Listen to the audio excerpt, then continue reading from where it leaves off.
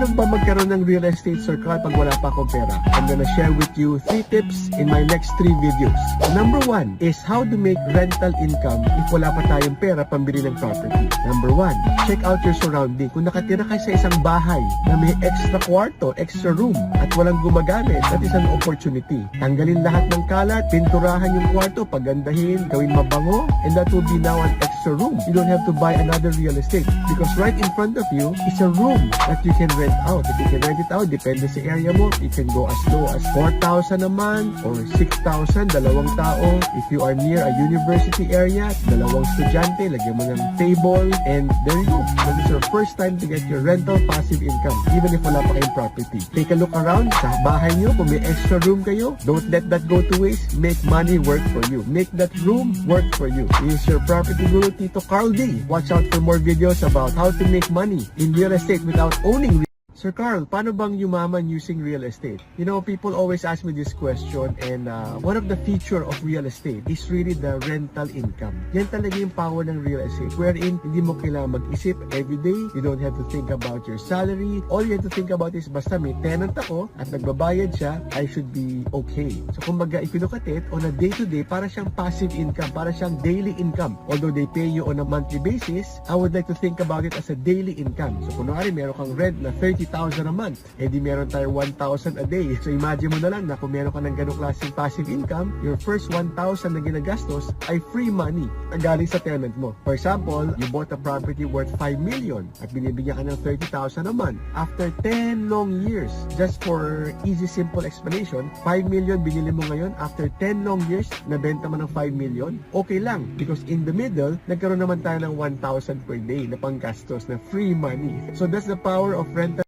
How to make rental passive income if I don't have money to buy property yet. This is video number 2. If your property is in a place na maraming dumadaan, for example, meron kayong paupahan, you don't even have to own the property. For example, yung parents mo nag-uupa kayo sa isang property, isang bahay na maraming dumadaan, at yung garage nyo walang gumagamit. This is what you can do. You can rent out yung garage nyo, open the door, and rent out to kahit 2 food carts. So you can rent it out your garage at magpuput up sila ng food stand at they will pay you every day. So for example, every day, they pay you 500 pesos. Dalawa sila. O di meron ka ng 1,000 per day. And let's say you times it at 20 days after renting your garage, or better, 30 days, then you have 30,000 a month of free money, passive income, all because meron kayong garage na minaximize mo. So now, my challenge to you guys is, look around your property. Meron ba kayong extra space na pwede nyo pa-rent out to somebody who will benefit from renting your property? But always remember, for it to work, it has to be sustainable. What does sustainable mean, Tito Carl? How do you make money without real estate? So video number 3, kung meron kayong extra space in your house, an extra room, and then malapit kayo sa isang store or sa palengke or sa isang poblasyon wherein maraming tindahan, you can rent out your extra room as storage. O diba? For example, malapit sa inyo may palengke na nagtitinda ng mga cellphone, gadgets. I'm sure they would need storage to store their products. Bago nila dalhin sa tindahan nila, nakastore muna sa iyo. Pag nagkulang na ng stock sila doon, they will get it from you. Put a sign outside your house that says storage for rent, room for rent. It can be for person, for employee, or for storage. Open your eyes. Baka naman we're missing out an opportunity. And maybe if it's for an office or for a commercial tindahan, they might be willing to pay 500 a day. So 15,000 naman, kayang-kaya rin. Kayo naman, meron kayong free 500 per day na free passive income, free money. Let's not let the room go to waste. Let the money work for you. This is your Tito Carl D, your property guru, sharing with you paano hindi malugi sa property. Hello mga classmates, mga friends. I get this question all the time. Paano bang hindi malugi sa real estate?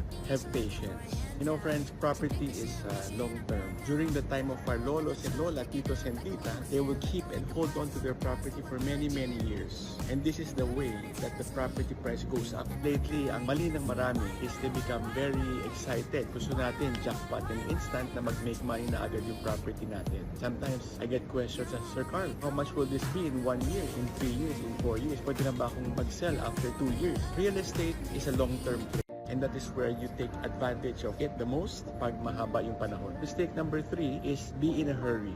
not giving it time. When we venture into a real estate project, at least give it 5 years to 10 years to 15 to 20 years for it to really flourish. I like to compare it to a fruit tree, kunyari an apple tree or a mango tree. Pag ni-plant natin yan, baby pa lang, gusto na natin i-reap yung reward masyadong soon. But if you let it grow, let it mature, that is the time that you will reap the most benefit. Paano hindi malugi sa real estate? Tip number 3, don't be in a hurry. Give it time. This is Carl D, your property guru. Follow me for more real estate tips. I hope you don't make the same mistakes I did when I was young. Paano nga ba hindi malugi sa real estate? Hello, this is Carl D and I'm sharing with you tip number 2 on paano wag malugi sa real estate. Tip number 2 is buying into properties without studying the fundamentals. Before we buy a property, we need to understand what is the supply and demand of that area. Is the product we are buying limited? Is there a strong rental target market? Is the price we're buying reasonable? Kaya ba natin i-manage yung property? Like make it nice, advertise it to be rented out.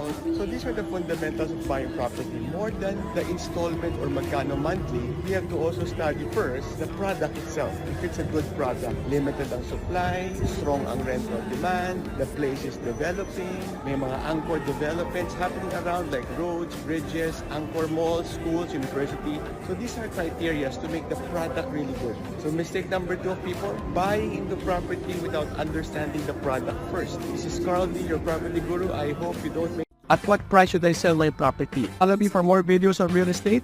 Hello, this is Carl D and today I will be talking about the second technique.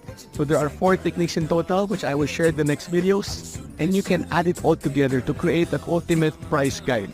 So the second technique here, cost approach technique, is simply saying if it's a house home, how much is it to rebuild that house? The answer will lie in the market if they are willing to buy it. So if you're pricing it at 10 million, somebody wants to buy it at 12 million, you know that they're willing to pay over the top price for your property kasi there's something unique about it. You put it in the market for 10 million pero matagal na walang bumibili at lahat nagsasabi na o baka we can buy for 8 million, that the market is telling you the value of a property is 8 million.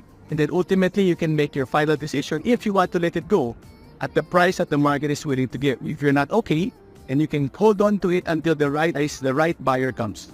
Singapore right now with the F1 in the background. Do I know it is the right price, not too high, not too low? Follow me for more advice on real estate. Hello, this is Carl D, your property guru. The third method is what they call the income approach method.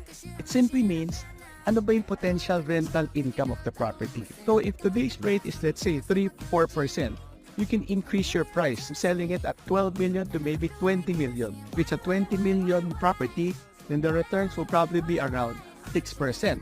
So it will still be enticing for your buyer to buy the property with a 5-6% return. You sell it at 20 million. If you want to sell it at 30 million, the rate will further go down. Sell it at 30 million, the buyer will now think, am I willing to spend 30 million to get 120 million a year?